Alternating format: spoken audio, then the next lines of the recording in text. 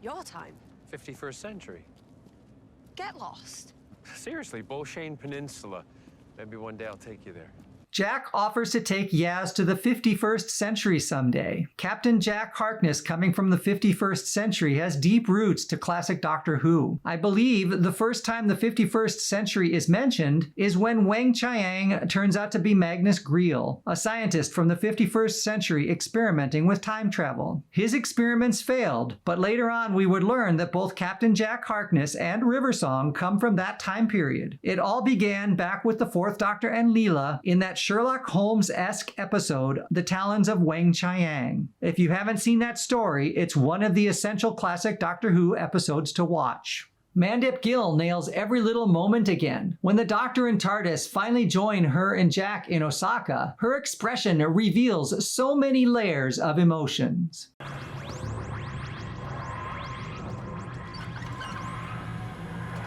Oh, I've missed that sound.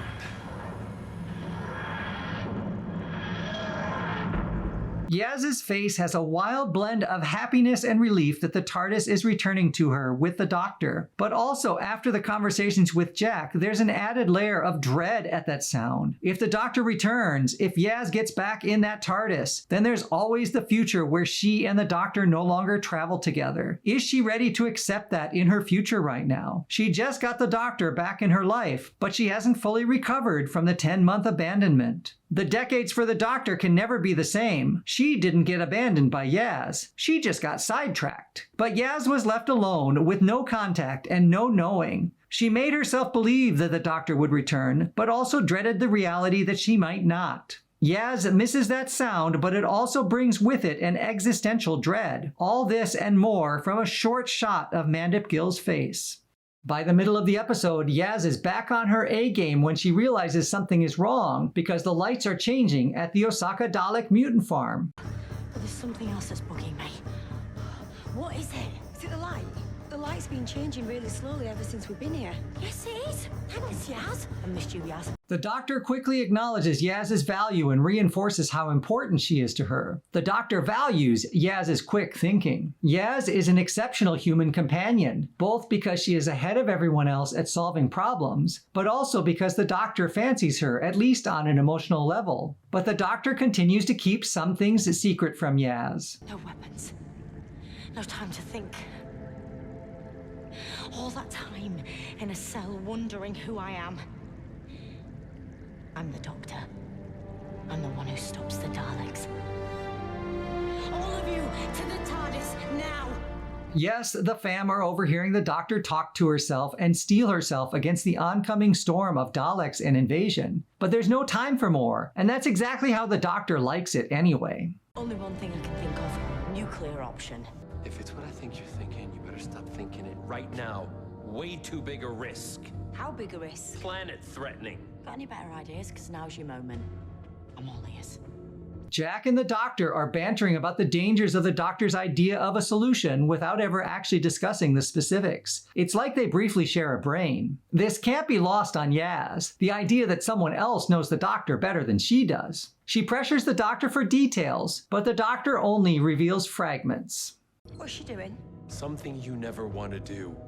The Doctor always keeps something secret and to herself. She never fully opens up the way Yaz expects to eventually happen. When the team needs to split up again, this time Yaz is with the Doctor, while Ryan, Graham, and Jack go off to sabotage the Dalek spaceship. Yaz and the Doctor are together again. The tension between them finally starts to surface. Jack, how do you feel about boarding an SAS Dalek ship? Can I blow it up? Yes, please. My kind of plan. No detonation until we're sure that the SAS Daleks have destroyed all of Robertson's creations. And before you're all clear of the Dalek ship, obviously. Okay, boys, hold tight. Because here we go. Right.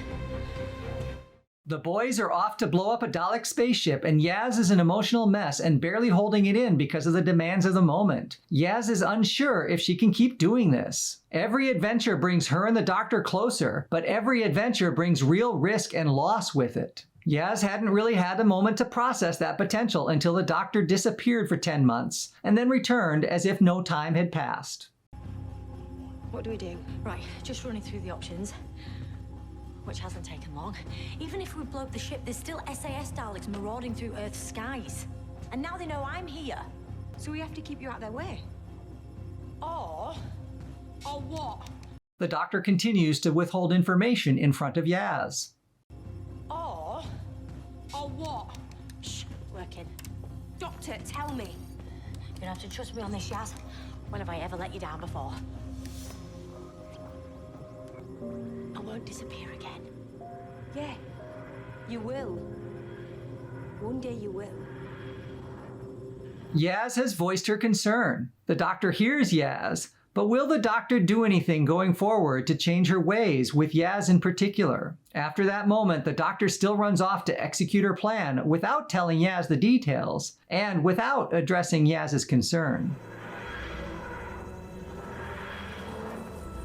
The episode ends with the fam breaking up. All set? Ready? Yeah. No.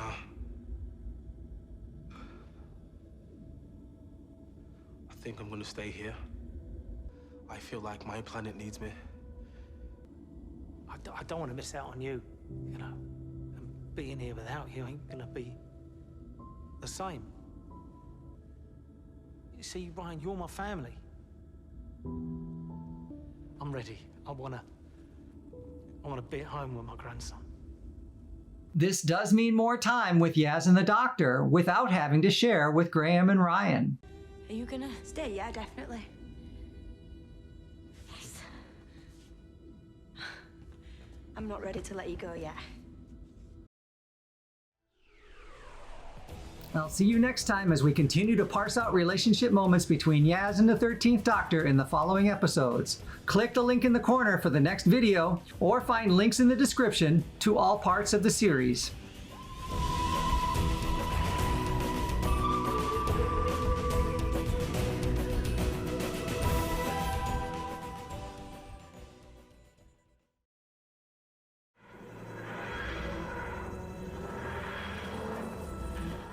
Mandip Gill has so many moments in this episode where her attention to detail as a performer shines. Her emotional arc carried through the episode, from abandonment at her opening moments to relief and anger when the Doctor finally shows up after 10 months have passed. Then throughout the episode, she continues to grapple with the reality that she was able to avoid for the last 10 months. When the Doctor didn't return, she could dream and hope and miss her and avoid the hard emotional work by burying herself in her obsession with figuring everything out alone. But once the Doctor does return, along with some prodding from Captain Jack, Yaz has a bit of an emotional roller coaster, holding things in but being triggered by the sound of the TARDIS, getting lost in solving the problems with Jack or with the Doctor, but then slamming into the reality that the Doctor can't or won't let her in and that this all could end at any moment. By the time she is back in the TARDIS with the fam before the breakup, she's sorted those things out, or at least tucked them away for dealing with another day. But then the breakup brings a new emotion, a sadness, and one that Yaz does get to share with the Doctor. It's a huge emotional arc in one episode for Yaz.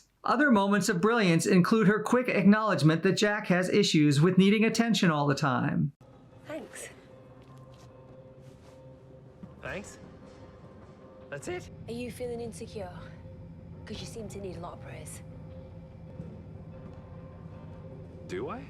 Her response to being attacked by the Dalek is spot on, especially since she probably did this with no practical prop and that the Dalek mutant was a CGI addition in post. Yaz is the one who suggests searching for Dalek DNA on Earth. If you scan for Dalek DNA trace across the planet, Oh, she's good. Yeah. And Yaz is the first to notice something strange is going on with the lights at the Osaka Dalek mutant farm.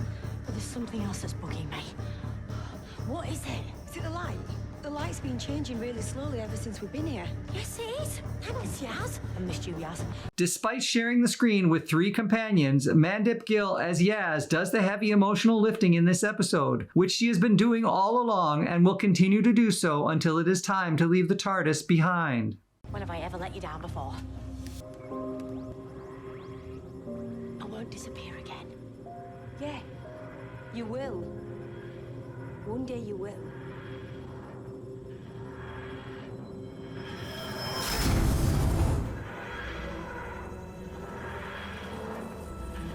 Redesigning and reimagining the Daleks is no small thing in Doctor Who. They evolved regularly over the course of the classic episodes, as did most of the regular adversaries like Cybermen, Ice Warriors, Silurians, and Sea Devils. The 2005 reboot gave them new life and a huge overhaul from the classic look. But beyond that, it's actually pretty rare to get a complete reimagining of the Dalek form. Other than inventing a new Dalek classification that then triggers a new design to match, there are few opportunities to generate a new Dalek profile and broadly overhaul their look. In this holiday special, Revolution of the Daleks, and in the one prior, Resolution, we get to see some new ideas that make sense within the stories and are meant to be one-off designs that we won't ever see again. Humans have taken the shell of the reconnaissance scout from Resolution and turned it into an AI and computer-driven security drone, which the cloned Dalek mutants later inhabit for the remainder of the story. The quest for Dalek purity requires that they all be eradicated by the Death Squad Daleks toward the end of the episode. This same human-influenced Dalek redesign was based on the version that we saw in Resolution, which itself was a junkyard reconstruction of the Dalek form as made by the reconnaissance scout out of what materials were available. These two redesigns are intended as one-off forms fully contained within their respective storylines, so we won't see either the security drone version or the Steel and Farm Implement Workshop Dalek version again.